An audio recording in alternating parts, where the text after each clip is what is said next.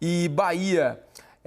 O Flamengo vai ter Cebolinha de volta, né? A ver por quanto tempo, porque infelizmente para o Flamengo e para o Cebolinha, ele está tendo uma série de problemas médicos aí que o tem deixado fora e um pouco longe da sua melhor condição, né? É um jogador que é para fazer diferença aqui no futebol brasileiro. Mas é aí que está o detalhe. E não está conseguindo, né? Se o jogador desse joga bem 45 minutos, 60, ele já pode fazer diferença. E num time igual o Flamengo, que tem opções para entrar, realmente um jogador diferente. Ele não está conseguindo ter sequência, né? Está faltando para ele, né? Ter uma sequência. Aliás, falamos aqui no programa outro dia, o Flamengo tem enfrentado esse problema dos jogadores do meio para frente e ninguém consegue se manter entre os convocados para as partidas por muito tempo. Veja quanto tempo o Plata está sofrendo com o joelho. O Michael não consegue se manter na convocação por muito tempo.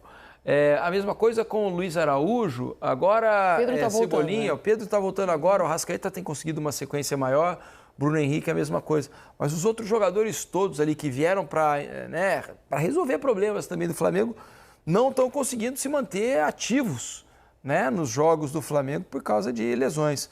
Vamos dar uma olhada na provável escalação do Felipe Luiz para esse jogo, lembrando que ele também não vai ter o De La Cruz para enfrentar o Bahia, que está suspenso pelo terceiro amarelo.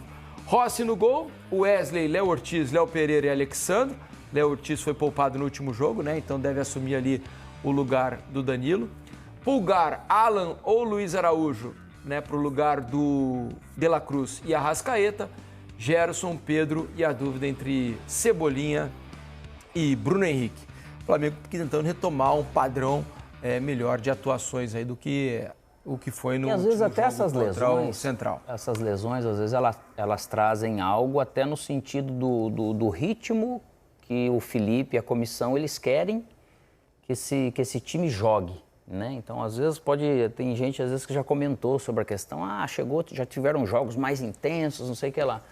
Só que conforme vêm as lesões, pode ser a adaptação desses próprios atletas a essa dinâmica de jogo. Então você tem que, pouco a pouco, né, você ir ajustando esse tipo de ritmo para você encontrar o pace certo ali e não ter esse tipo de situação. E poder dar tempo para que esses jogadores, mesmo com as minutagens um pouco em crescimento, vamos dizer, ele possa atingir aquele nível físico para ter menos risco de lesão e seguir produzindo, sendo importante para o Felipe ter todas as peças em mãos. O Flamengo tem feito jogos em que o time é mais funcional e alguns jogos onde ele é mais posicional. E eu acho que nos jogos que ele é mais posicional é uma tentativa de poupar um pouco os jogadores, né? Porque tem essa discussão que no jogo posicional o jogador corre, se desgasta um pouco menos. Não é que ele corre mesmo, se desgasta um pouco menos.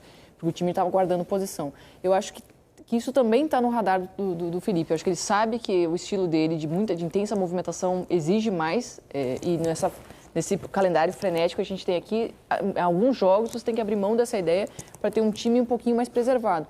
Mas é complicado, né? A gente está falando de jogos que acabam exigindo muito do Flamengo, porque uma partida que você encontra um adversário como o Central Córdoba, que consegue impor um ritmo, que consegue surpreender o Flamengo, o time vai ter que correr mais, o time vai ter que se desgastar, vai ter que buscar um resultado. Então, é difícil você prever isso no futebol, né? Você conseguir dosar a carga e isso entrar no seu planejamento. Muitos jogos fogem do planejamento. É, por aí.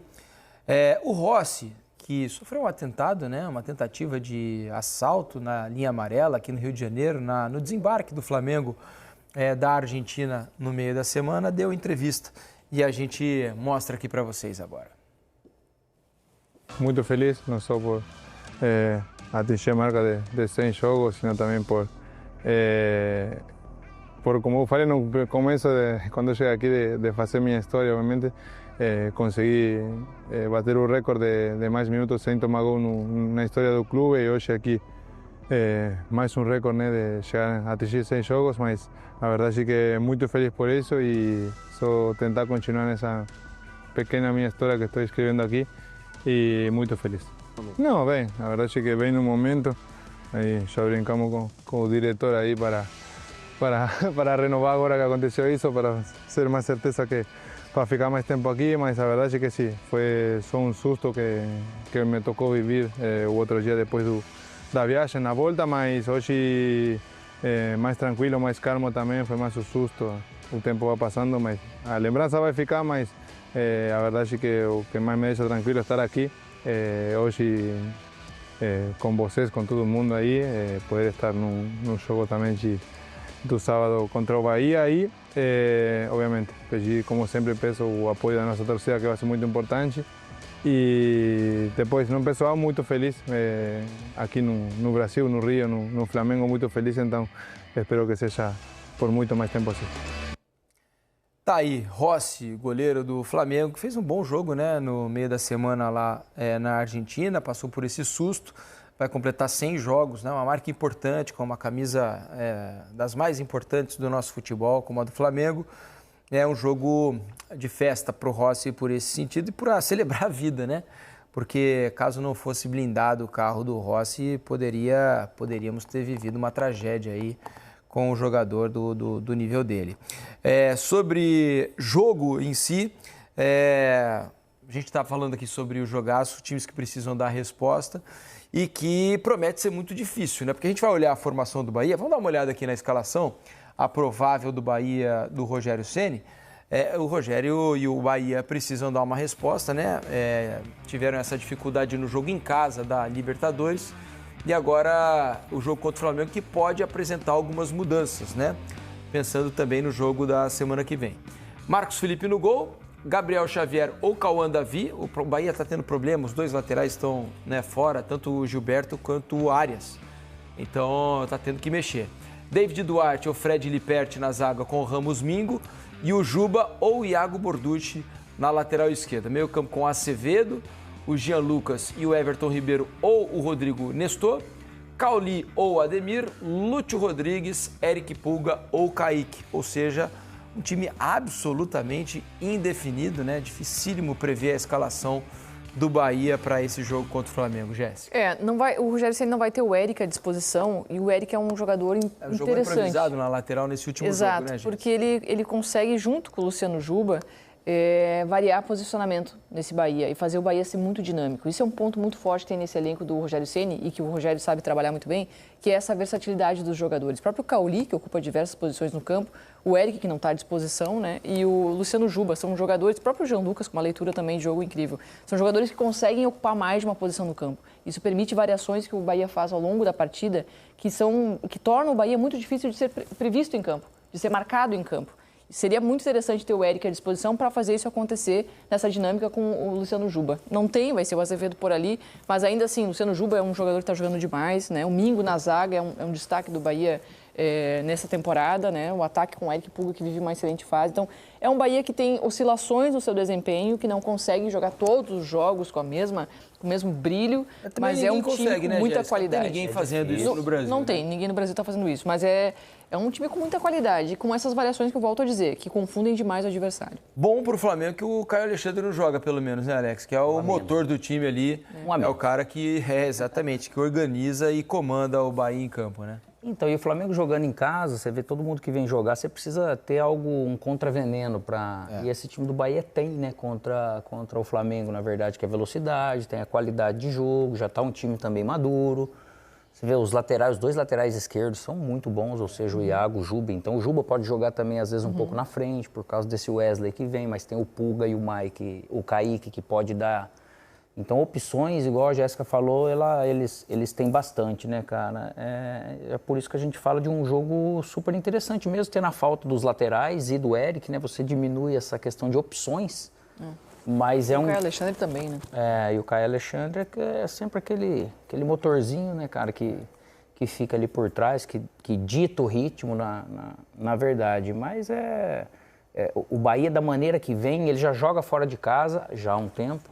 Eles jogam em casa, como se estivesse em casa. Então, tenta dividir a posse da bola. Não tem medo, não tem nada. É um time muito maduro, com personalidade, por isso dificulta bastante. Ainda falando sobre Flamengo, né? O Flamengo está tentando renovar contratos de alguns jogadores importantes, que têm contratos mais próximos do fim, não estão para acabar de forma imediata, mas um deles é o Arrascaeta, e a situação está um pouco parada, né? O Flamengo pediu para que o staff do Arrascaeta fizesse uma proposta de renovação, a proposta foi feita, um contrato de 3 anos e meio, e o Flamengo meio que deu uma congelada. Nesse meio tempo, está surgindo aí o interesse do Cruzeiro em repatriar o Arrascaeta.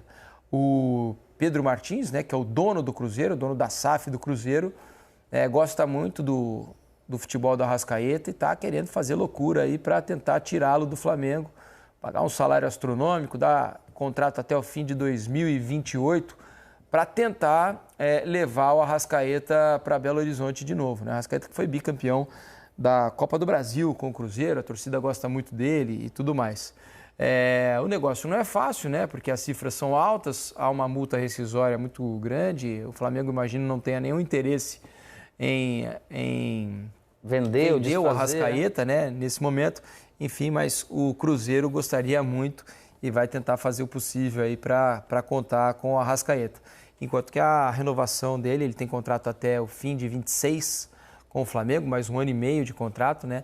E a renovação está emperrada. O Flamengo que ainda tem contratos para serem renovados, Rossi, Pedro, Varela, são nomes que estão em pauta aí para que consigam estender os seus vínculos. Eu acho que essa pausa às vezes é estratégica, né, na negociação. Às vezes dá uma parada para as coisas se assentarem um pouquinho, faz parte. Eu acho que o Arrascaeta ele só sairia do Flamengo caso não tivesse negociação. Né? Acho difícil. E manifestou recentemente o desejo de encerrar a carreira no Flamengo, né? Então, e ele sabe o tamanho que ele tem. Que mude muito ali na cabeça dele, né? Claro que ele deve ter um carinho enorme pelo Cruzeiro também, né? Porque passou por lá, mas ele tem uma marca muito importante no Flamengo. Então, o jogador sabe disso, né? Sabe o respeito que ele tem para a torcida, que ele tem que carregar, né? Nas suas decisões de carreira, esse respeito, esse vínculo com o torcedor. Então, acho que vamos esperar mais alguns capítulos para a gente ter uma leitura mais apurada do que pode acontecer. Mas, sem dúvida, claro, se essa negociação esfriar demais, vai ter muita gente no mercado. Esse interesse do Cruzeiro só ajuda o Arrasca, cara. É ruim pro Flamengo. É claro, ruim pro Flamengo. E ele sabe que ele tem os 2 belos caminhos para ele ir, na verdade, né? E é um jogador interessante para todo mundo mesmo. Tá longe de... Sim. E se daqui a pouco o Flamengo vê que não anda com ele, naturalmente, aí ele escolhe, de repente, vender, se for assim, para não perder. E imagino que vai haver algum assédio aí, né? A jogadores do Flamengo nessa janela, por exemplo, o Wesley, que já despertou interesse de outros clubes na janela de inverno lá da Europa, que é uma janela mais fraca. Já houve proposta do Wesley, o Flamengo segurou. O Pedro, tá rodando a notícia aí de que o Nottingham Forest vai fazer uma proposta para tentar levar o Pedro para a Premier League. O Nottingham está em vias aí de se classificar para a Liga dos Campeões da Europa, está brigando por vaga ferrenhamente aí até as últimas rodadas do campeonato inglês para tentar jogar a Liga dos Campeões do ano que vem e gostaria de contar com o Pedro. É possível que haja proposta nessa janela de meio do ano para tentar levar o Pedro para a Inglaterra. Então são jogadores que despertam o interesse do mercado e o Flamengo vai ter que se mexer, embora tenha contrato com esses jogadores todos, mas vai ter que se mexer aí para tentar segurar alguns dos seus principais jogadores.